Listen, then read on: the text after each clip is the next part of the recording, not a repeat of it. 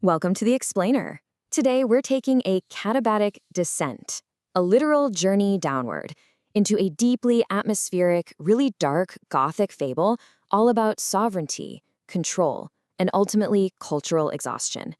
I am absolutely thrilled to guide you through this, because we aren't just looking at some standard fairy tale today.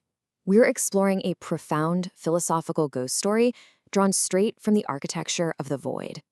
Together, we're going to explore exactly what happens when the desperate desire for perfect control completely erases the chaotic, vibrant reality of everyday life. So, what becomes of a king who conquers even his own reflection? We're actually going to skip our usual agenda today and just step right over the threshold, directly into this eerie atmospheric tension. I want you to imagine a world where every single source of friction, every dissenting voice, and literally every boundary has been completely annihilated. This question right here is the beating, anxious heart of our explainer today. What actually happens when you finally conquer everything that isn't you? To navigate this dark fable, we're following two guides known as the spirit siblings of truth. As they move deeper into the story, they witness this great revaluation in the marketplace. The vibrant, messy tapestry of life is just fading away into the cold, sterile shadows of the palace gardens.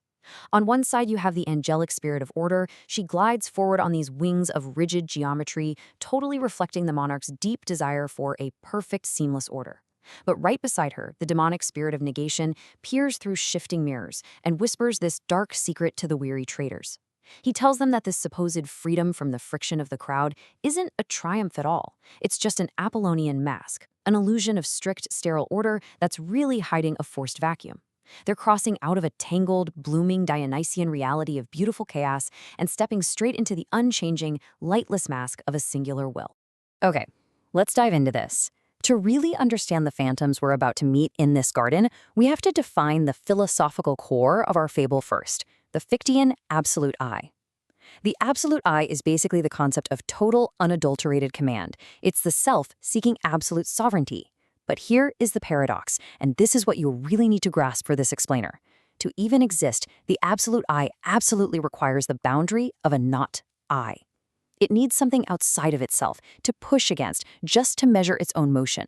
Without that not I creating a bit of friction, the absolute I simply dissolves into pure nothingness.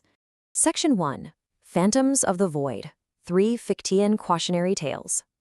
So, now that we understand the stakes, let's follow the spirit siblings as they observe the cautionary ghost stories of those who desperately, and quite frankly foolishly, sought to erase the friction of reality. The spirits encounter 3 lost souls who each tried to completely free themselves from the shifting perspectives of the marketplace. We've got a merchant, a farmer, and a weaver. Each one of them looked at the beautiful, difficult tension of life and decided, nope, I want total, unopposed control. Let's see exactly what their quest for that absolute I actually cost them. First up, we meet the merchant. Now, this man sought to eliminate every difficult customer and every fluctuating price to achieve a state of pure, unadulterated command over his stall. And you know what? He actually succeeded. He cleared his stall of all resistance. But without the not I of the hegel to provide a limit or a boundary, he realized he could no longer feel the weight of his own coin. He could no longer feel the value of his goods.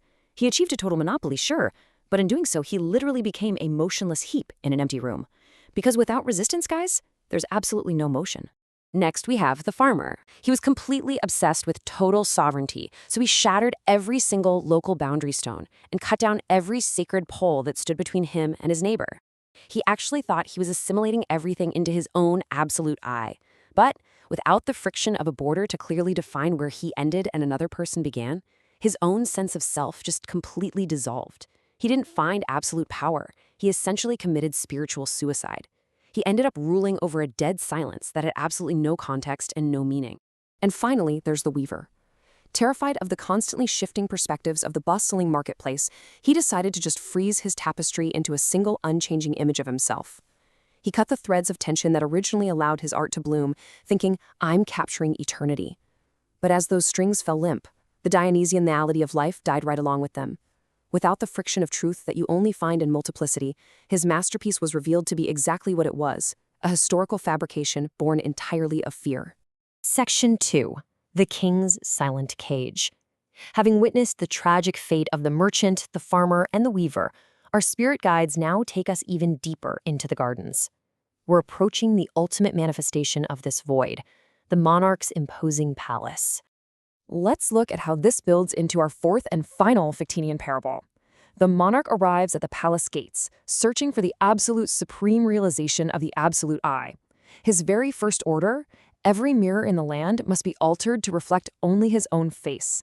He wants to assimilate all fragmentation, all those messy, differing perspectives, directly into himself. But, as you can probably guess, this quest drastically backfires. By violently removing all opposition, he finds himself a prisoner of his own reflection, just dancing on the strings of his own deep insecurity. Surrounded entirely by hollow echoes of his own making, the grim reality of his situation finally sets in, and it leaves us with this incredibly chilling realization. A sovereign who erases the not I becomes nothing more than a puppet in a silent, lightless cage. In seeking to master everything, he has trapped himself in a prison where he is simultaneously the only inmate and the only warden. Section 3, the Shroud of Exhaustion. We've seen the dark fables, so let's shift gears a bit into the analytical portion of our explainer. Using the dialectical observations of the spirit siblings, we're going to deconstruct these palace gardens through the lens of Nietzschean philosophy. When you look closely, there is a stark, grim contrast between what the monarch projects and what is actually happening beneath the surface. The monarch projects these sterile, rigid Apollonian illusions, a seamlessly good order and the supreme realization of absolute power. But the reality? This isn't peace, not at all. It's a forced vacuum born of deep resentment. It's essentially a shroud designed specifically to hide a hollow soul. The monarch hasn't achieved greatness, he has succumbed to profound cultural exhaustion. So, the crucial point here is understanding exactly how he maintains this massive illusion. The siblings recognize the mechanism of slave morality at play here. To sustain his twisted version of good order, the monarch has to constantly demonize his peers. He takes legitimate, divine neighbors and transforms them into monstrous abominations in his own mind. And why? Simply to justify his own total monopoly. He literally has to paint the outside world as monstrous just to validate his own isolated, fearful existence. And this brilliantly illustrates the ultimate tragedy of the palace gardens: cultural castration. By forcing a seamless past, the monarch replaces the chaotic, fragmented, and blooming Dionysian reality of life with a silent graveyard of painted stones. This is the ultimate symptom of a decadent will. You see, the monarch's will is simply too weak to endure the heavy weight of shifting perspectives or the healthy tension of having a noble peer. He can't handle the vibrant marketplace, so he kills it, and then has the nerve to call the resulting corpse peace. Section 4, the siblings' verdict. As our journey through this architecture of the void comes to a close, the spirit siblings of truth stand before the palace to debate the monarch's true legacy. The stark truth of this fable sparks one final debate. The angelic spirit of order argues that the monarch succeeded, that he built a monument to absolute sovereignty, completely free from chaos. But the demonic spirit of negation counters, revealing the hollow nature of the victory. This isn't sovereignty, it's a monument to cultural exhaustion. The monarch did not conquer the world. He merely retreated from a chaotic reality he was just too frightened to lead. He castrated his own world to ensure an empty, lightless peace.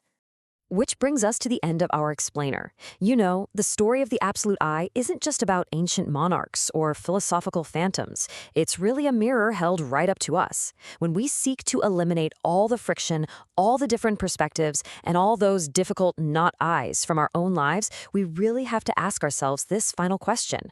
Are you building a sanctuary of seamless order or just a lightless cage of your own design? Thank you so much for exploring this dark, fascinating concept with me today. Keep questioning, and I'll see you in the next explainer.